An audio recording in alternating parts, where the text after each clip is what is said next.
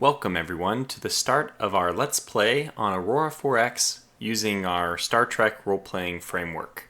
If you're unfamiliar with what exactly that means, then you probably didn't listen to or watch the setup video, and that's not hugely important, but I recommend going back and watching that first. It might cover some things that you'd be interested in knowing.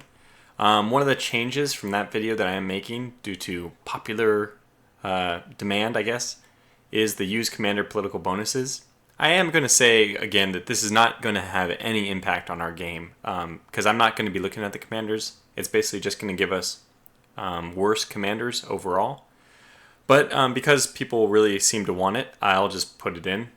It's just going to make our commanders worse, which really doesn't affect, everything would just be slightly worse in combat or whatnot. So I'm okay with that because that's what you guys want. So hopefully it won't have an impact. We were already going at a lower difficulty because of the role-playing structure. And like I said, that was all covered in the previous video. So I will once again recap what the series is going to be about, but let's jump into the game. And that's it. So it's not much to look at, but here's our actual system map. But let me again pull up the structure of this game. So there's a few other changes as well. Our goals are still, by 2063, to have a jump engine ship modeled after the Phoenix, which is Earth's first warp-capable vessel.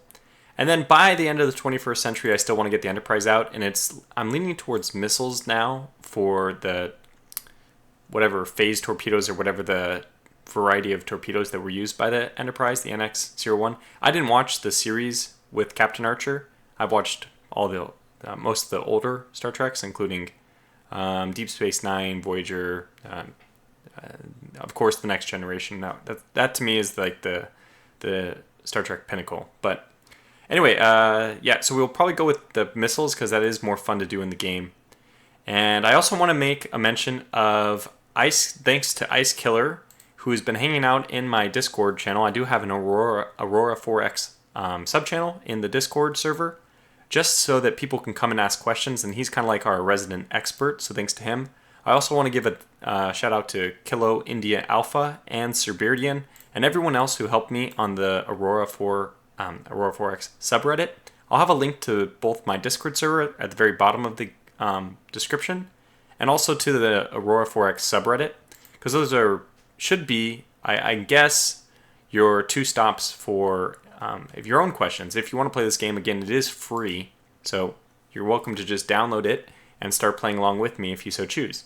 And if you have questions, which you probably almost inevitably will, feel free to stop by the really good subreddit or stop by my Discord, where we can probably give you even live feedback.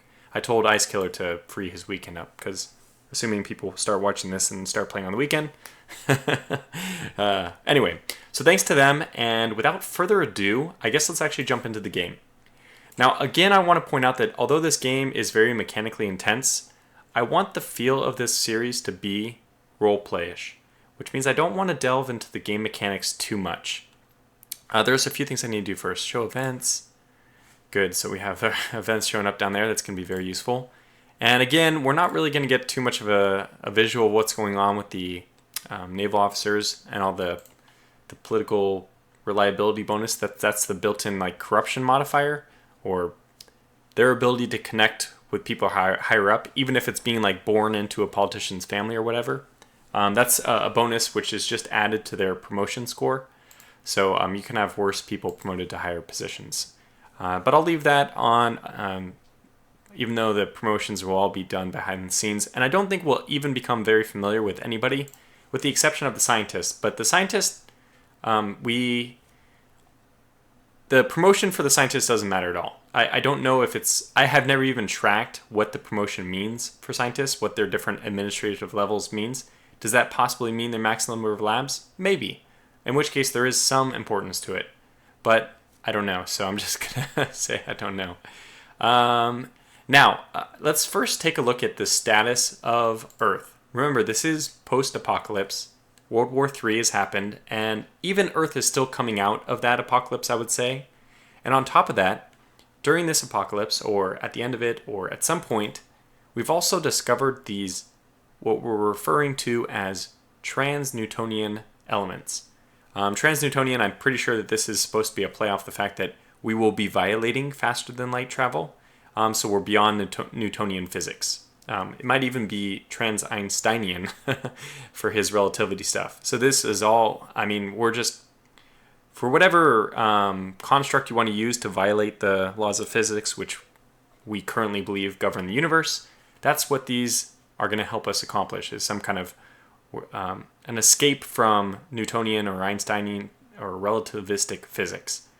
And we've just discovered these, I guess from the lore of Aurora, these are buried deep in the crust, which means that they're pretty difficult to dig out.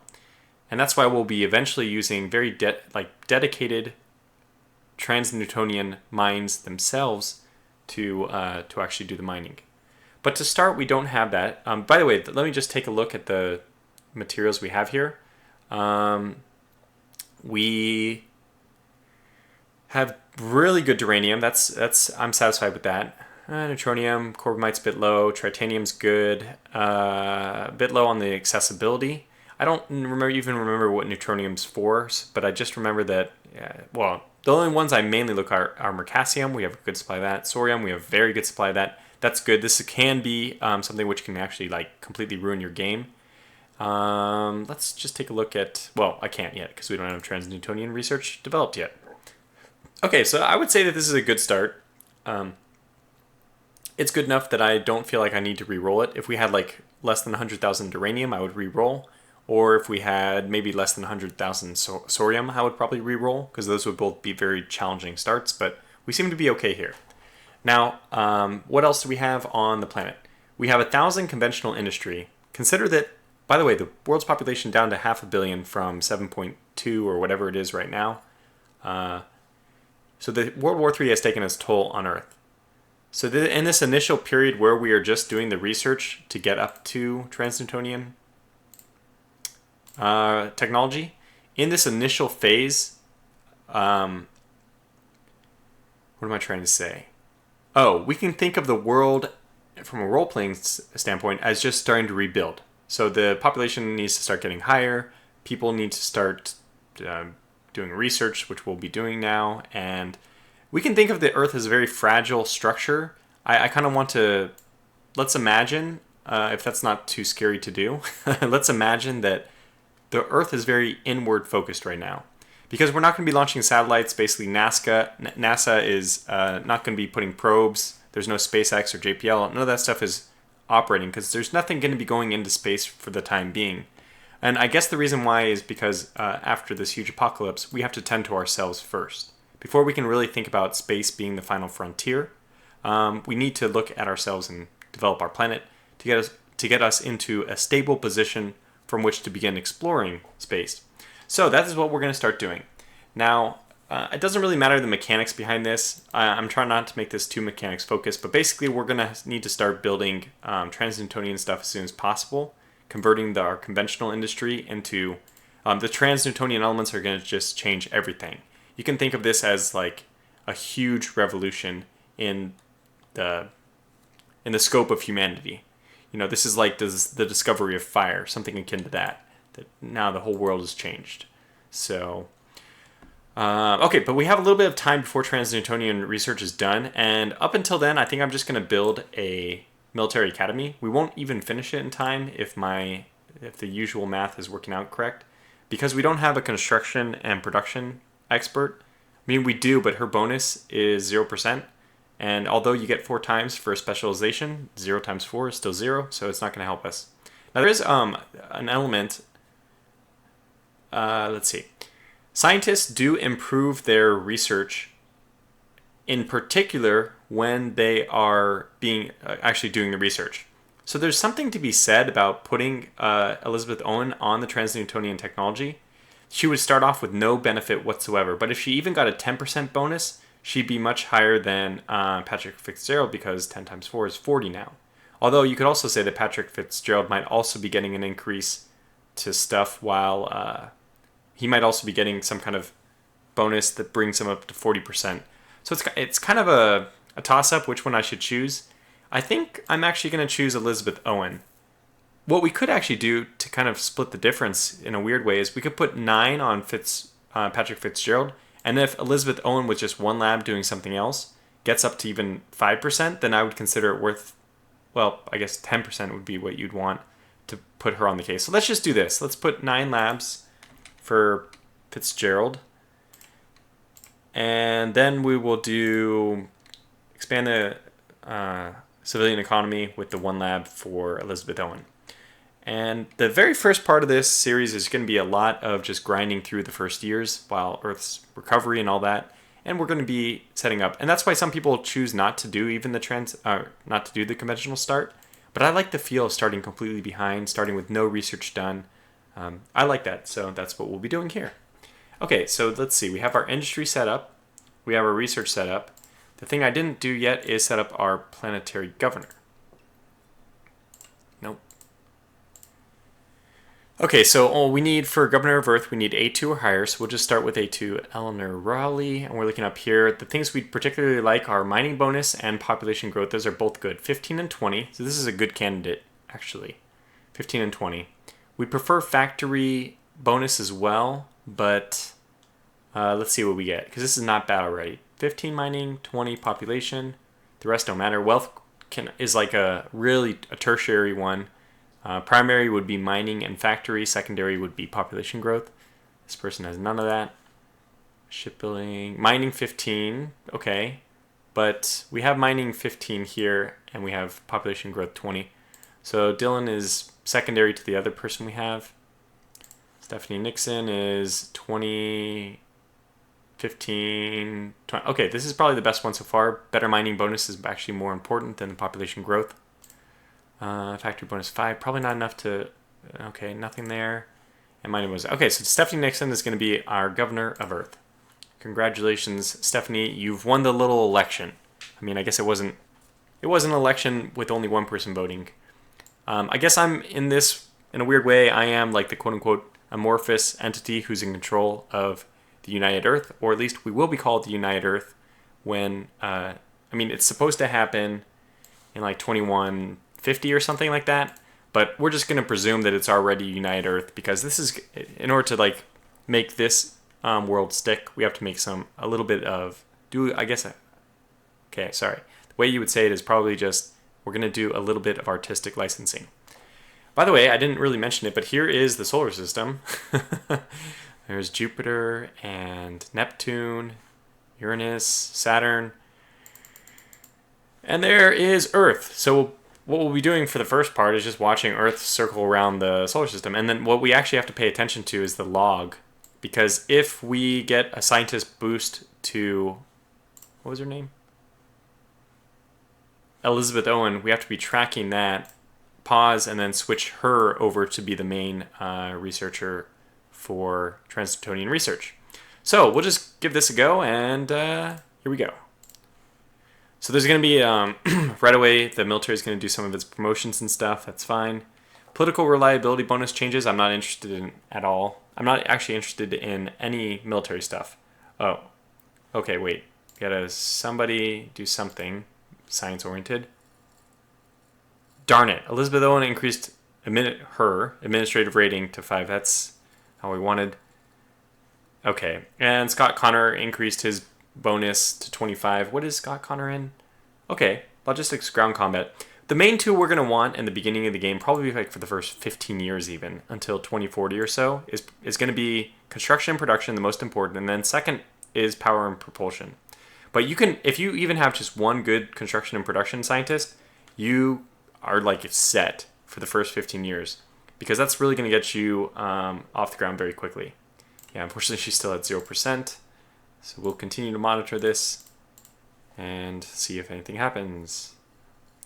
Elizabeth Owen, that's who we want, and I'll keep my finger on the pause button. You unpause just by, again, unclicking the auto turns. Or we might just go all the way to 2027, which is when we expect this research to be done. That would be unfortunate, but that's the way it goes. That's the way it goes. It's just a really small setback. But a lot of things in this game do snowball, though. So like getting your industry faster means that you get everything that you can buy with your industry faster or make with your industry. So it does snowball, which is why it'd be nice to get things up quicker. However, oh wow, wow, this is a fantastic scientist. She is technically better than Patrick Fitzgerald. So what we'll do is cancel Patrick Fitzgerald. Unfortunately, in biology and genetics, which is like my least favorite category in the beginning. But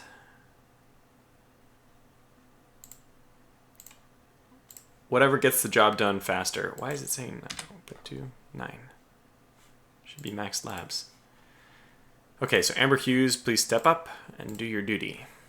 Okay, did that... Wow, this is really late. I think I usually get it faster than 2 years, but... I mean, 3 years. This is practically 3 years. But that's okay. Wait, why in God's name? Why did he... Very frustrating. I thought I did... Oh, of course. Okay, because I'm an idiot. This person has a max labs they control of... This was a huge waste of time. You're back. You're back, Patrick. Congratulations. That was just a small mix-up. She can only control 5 labs, so she's no good for us. We need her to control at least 10. Probably I can just look down here and get the information, but... Man, what a bummer. Oh, power and propulsion! Oh, this is huge! Okay, that's very important. 15%, but that's really big still. And what the heck? Another power and propulsion, my goodness. So there is some good news behind the bad news, which was my slip up there. Oh, power and propulsion 30% and 10 labs. Okay, so this is a fantastic person to get involved. We want them to start training up anyway. And scientists have a much, much higher chance of training up in their, like, their bonus is, it goes higher if they are on an active project. Although it hasn't paid off for Elizabeth Owen in a year or 2 years. My God. Usually after 2 years I'd get 1. But okay, well this is fine. This will still be done. Look at how big of a difference that makes. This is down to March. So that's nice. Actually, it wasn't that big of a difference because I was looking at October or something, which was when it was only 5 labs. Anyway, doesn't matter. Another promotion cycle. Should be every 2 years. Okay, construction of military academy actually completed. This is... yeah, I never complete my military academy in time. So I guess for now we'll just... I don't really want to use my duranium for infrastructure. So this per time is 1 duranium per unit of time. And the military academy is actually only half a duranium per military time. Per unit of time. So I'm actually going to do the military academy. We can just keep stacking up levels of it. So I don't see any reason to not start building this and then just not finishing it. We certainly won't finish it. As soon as we get the next research, which should be, gosh, darn soon. In fact, just a couple more, yeah, 1 more tick and then we get it. Just kind of makes, okay, you know what? I will actually do infrastructure in this case just because... You know what? It doesn't matter. We'll just leave the military academy way down at the bottom of the queue. So 5 more days and a huge research breakthrough has happened. We now know trans-Newtonian technology. So we can start putting these minerals, resources, whatever they are, to much better use than before. And now we notice that our conventional industry can be transformed into a variety of different things. Conventional industry, the good news about it is it is a jack of all trades. It does a little bit of everything. So it acts as a refinery, it acts as a construction factory, it acts as a mines. So when we convert it away to specific things, we have to note that we're losing all of our general functionality. And that's it's just important to make sure that we balance all the new things that we want. So what I'm going to do is convert to, I think... 70, let's do 700 industrial at 70%. We might even be able to get away with 750. I could do 75. Okay, let's do this, 700 at 75. And I will do to mine I want 300 of these, but I'm going to do it slightly slower at 25. I want to basically push our resource usage as far as I can without running out of duranium. Now, a duranium shortage is obviously horrible. Then the industry that you have built up already and that you're paying for isn't working at its maximum rate. So we need to make sure our stockpile isn't dropping too quickly, but I want to get more construction going because that allows us to build more construction and more mines quicker. So at least even in the very beginning, I want to focus on construction. And as soon as we notice that our stockpile is going down too dramatically, I'll probably switch this back to like 60-40 or something like that, so that mines are built a bit faster as a stopgap measure against losing too much duranium. Now this is all min-max stuff. I mean, I told you I wasn't going to talk too much about the game mechanics, but there's nothing else to talk about right now, so I guess I'm kind of lapsing into it. We can think about this in the world sense as, well, I mean, this is the world doing what it wants to do best. The world wants to min-max, so we can assume it that way. Now, for some godforsaken reason, Elizabeth Owen has not done anything, has not increased at all her abilities in construction and production. That's a bit unfortunate, which means we're actually going to continue to use Madeline Jordan as our main researcher for the various construction and production technologies. And that's fine. If she gets the bonus, it's in power and propulsion, which is a fantastic thing to have a bonus in. Because like I said, the only two we really need are construction and power and propulsion. So let's get research rate going immediately. And as soon as she gets up to, gosh, it has to be up to 10% before we trade them off. So hopefully that happens soon. And as soon as we get some industry going, we'll start kicking up the number of labs we have researching. Okay, so let's just continue to watch down here, or I guess I'll bring up this list. Okay, some promotion stuff, not important for us. But now the world is switching its whole... This transfer we're doing is basically... Oh, stop. Wow, what luck, what good fortune. 20%, this is huge. Okay, so we're going to cancel everyone. Got a bit lucky in the beginning here. And we're going to switch this construction and production Brandon Allen onto the task. Now, let me do this just to show you what a difference this is going to make. Jordan on the project was going to take till March 29.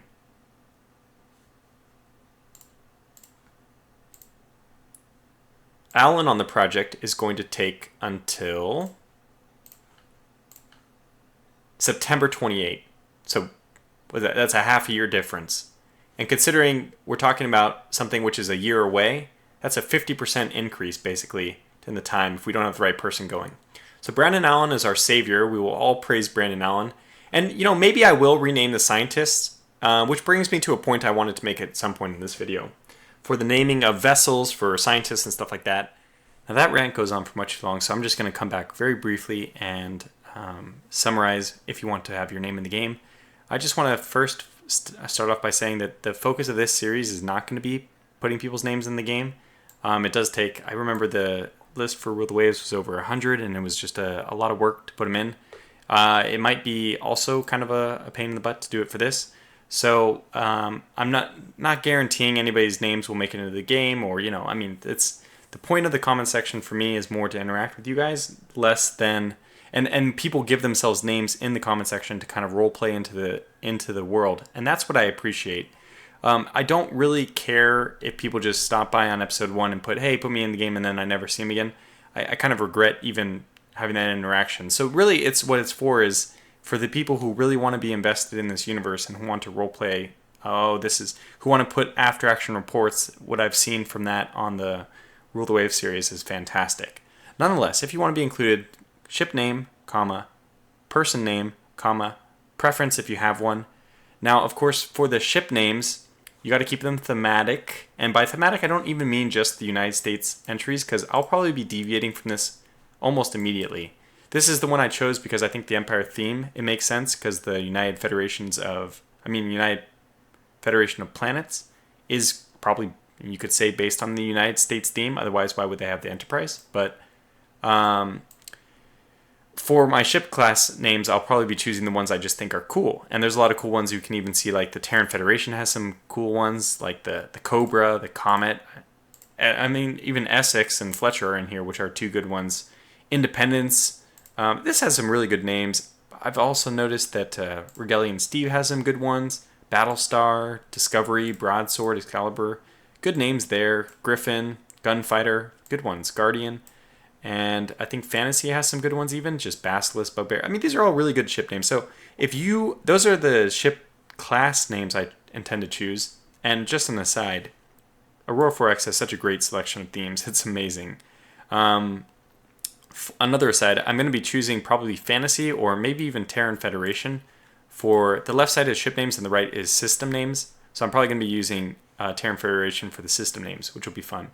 But just keep the names. My standard example is if you choose something, a ship like Uncle Big Butt, I'm not going to put it in the game. It should be thematic. It should be a ship that an actual combat ship would have this name, could have this name. And use your best judgment. If it's not appropriate enough, it just will be skipped over. So try to do your best with that. Okay, that said, that'll bring me back from this long rant, and hopefully that saved a little bit of time. And I just feel like I wasted so much time talking about that. And it's so much time to actually do it, too. It's to track all the Excel spreadsheet. But until I figure out a better way of doing it, that's what I'm stuck with. Okay, so Brandon Allen is our hero. He's going to really save the day. And let's just take a look at how our Duranium stockpile is doing. So we're at 1831. How are we doing? Okay, it's going up. So we did the right thing. It's good that we chose a little bit more industry, but as soon as this starts going down, we'll have to pay very close attention to that. Error norms. Okay, there's people increasing their research bonuses. Whoa, to 30%. My goodness. Who's Aaron? Oh, good. Well, sensor and fire control is actually something we really want a lot of, so I'm definitely glad that happened. That's, I guess, the way I would rank them in the very beginning is construction and production number 1 by a large margin. Then power and propulsion is number 2 by a large margin.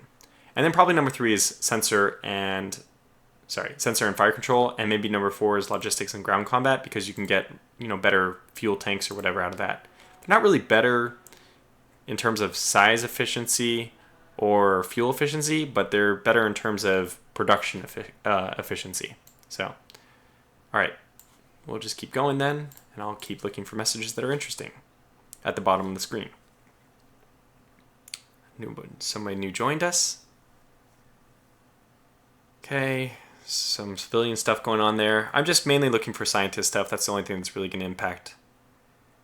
Because it looked like our mining was going, our rate of uranium was increasing. Not the rate, but the rate is positive. It's not negative. Every now and then I will just pause and kind of look at the most recent screen just to see what I'm missing. Okay, and Stephanie Nixon, that is our commander. Wealth creation is up by a little bit more. I'm perfectly okay with that. The more research labs we get, the more expensive it's going to be. So it's good to have those, like a cushion for that. Anything else we missed? Oh. Patrick Wall's been killed. It's unfortunate. It's very cool the way this game models all those things, though. It's just the normal facts of life. Some people are going to be in unfortunate accidents and all that. And then some people are going to be quote-unquote in unfortunate accidents, if you know what I mean. Take a look at our research. So 2028, just about there. Oh, and one thing we absolutely have to do, I forgot to do this already. It's a big mistake on my part. We want to queue up something so we don't waste any research. And I think we'll do construction rate next, and then we'll do mining production. That's surely how we'll do it. Okay, so let's see. That's good. And next turns.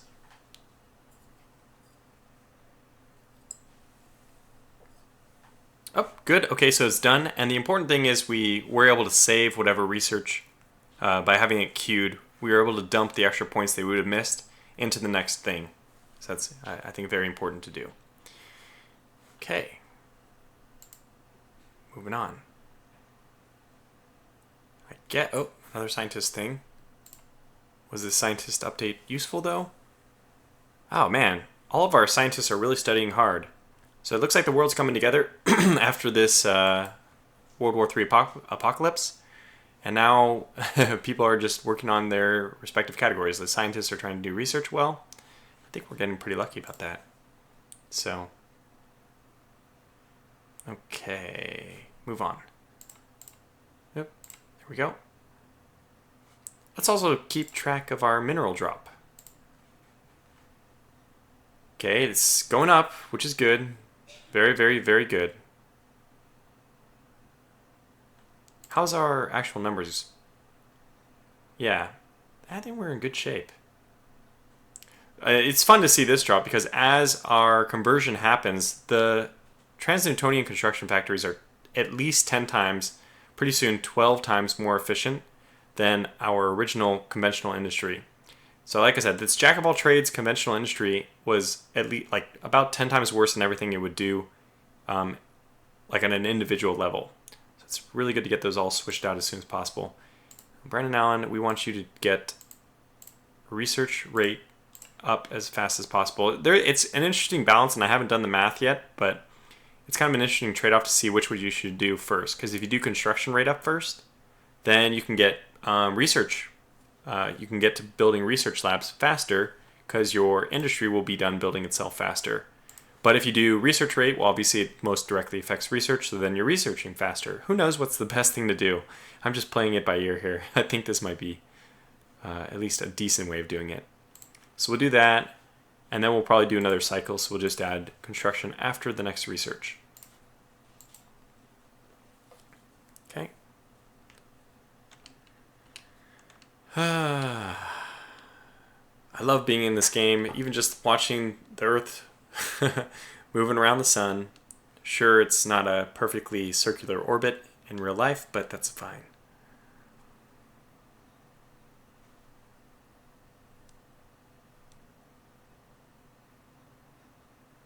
Not a whole lot going on, just watching the bottom. Okay. A few things happened there that, okay, well, what was this? Oh, wow, his research bonus is now up to 30%. That's just fantastic. And nothing else we really care about. Okay, so new technology finished. We'll add mining rate to the bottom of that queue again. Let's again take a look. Oh, this might be dropping. Okay, so let me just do a 5-day tick. Nope, it's still going up. Well, that is quite good news. Okay, then this should be just fine. I will need to redistribute these if we ever start losing our stockpile of duranium. Duranium is by far the thing which we have to track the most. So the people on Earth are being very cautious about their supply of that. And around the Earth we go, around the sun we go a few more times. And as soon as we get our industry all set up and we get a few more labs going, we'll start working towards what we should do to start expanding our influence around not just Earth, but let's move outside of Earth to the rest of the solar system. Because that is the forward focus of the United Earth, or the Federation, really. Okay, this is quite a stint. How's everything going research-wise, maintenance? Okay, 2900, so that's still going up. Yeah, this is down to 2032. Remember, this first started, it was like 2045, 2046, so we're being really way more efficient, I guess is what I want to say, about the construction, the rate. Alan, our hero, truly our hero. It was also a very happy coincidence or turn of events that Madeline Jordan showed up, though. Because that, not only was she able to help us until Alan emerged, but we're going to need that. So, 2032 January. Oh, wow. It's going to be a while until we get the next blip of research. And at least 2032 until the production stuff finishes. Actually, it might finish earlier.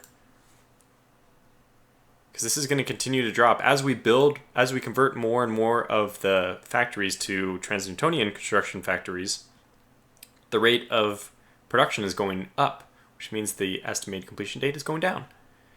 I saw another scientist do something special. Let's find out which one. Oh, no, it was Stephanie Nixon. Oh, it was administrative level. Okay, that's not very important. We have Resteel only has survey. That could be useful eventually on our survey vessel, but obviously right now not important. Okay, so nothing interesting. We'll keep going.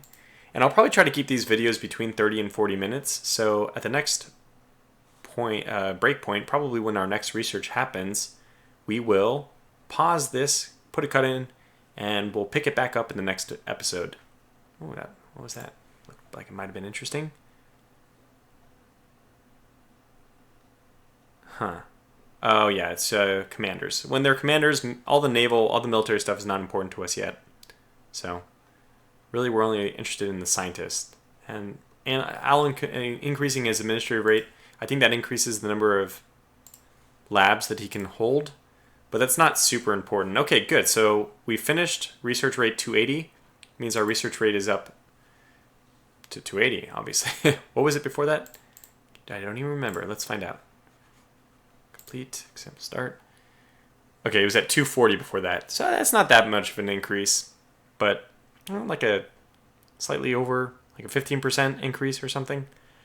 Not bad, but it's, we're building up while we're waiting for our research labs to get going, which right now, as soon as this finishes, I'll probably put research labs in here and I'll rebalance the percentage. How's this? Oh, okay, our stockpile is definitely dropping, so let's switch this up actually a little bit. Let's go 60% with this, and let's go 40% with mines, so that we can begin building mines a lot faster, because it looks like we're going to start needing it. Yeah, recent drop is -9. Let's see, how big is it? Yeah, it's at 10 or so. So let's actually go full critical on this, because a shortage is the last thing we want. So we'll go 50 and 50. Which will get our mines up a lot quicker. And also, we're doing construction rate. Let me actually cancel and do... How far away was it? I guess I should check. Wait.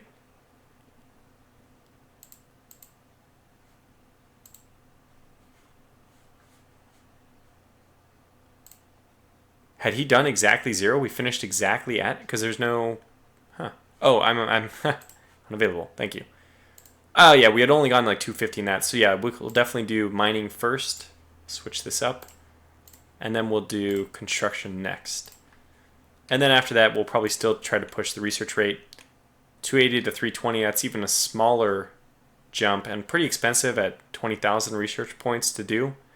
But that's what's going to make all the technology easier to research. And we're waiting for our research labs anyways. So we might as well, once we have more research labs, the research rate will have an even bigger impact. So we're just building for the future. So I'm going to call this first episode to a close here. I know that this first part is not super interesting, but Earth is just getting its feet under it before we really begin to explore space, the final frontier. So thanks for watching this first one. Because it is the first episode in a series, if you wouldn't mind leaving a like button, pressing the thumbs up, I would greatly appreciate it, just for visibility on YouTube. And then I won't mention that again. Other than that, if you have an interest in being involved in the series, I really appreciate all the role play. I interact a lot with the comments. So not just putting like, oh, I want this ship in the game, but you know, if people want to interact, and I mean, generally how things have gone for the Rule the Waves series, if that translates into this series, I'll be very happy, because that always keeps me excited. In the Rule the Waves, we did like after action reports from different captains and all that, and I'm sure we can do something similar with that. But even until we get any ships out, because it'll probably be until 2045, I'm guessing at this rate, before we get our first vessel off. And then we'll have to speed. In only 15 years, we'll be going from our first vessel in space in whatever, a very long time since the, I don't know when the, now is actually in real life is a kind of interesting time because they're trying to do these missions again, but it'll be the first time since, let's say, World War III started in 2020 or something like that, that man has been in space. And it'll be in a much bigger fashion. We'll be able to explore things that we couldn't even dream of exploring before. So I'm very excited about that. Before I ramble on too much more, I just want to say once again, thanks for watching. And until episode 2, which I'm extremely excited about, take care.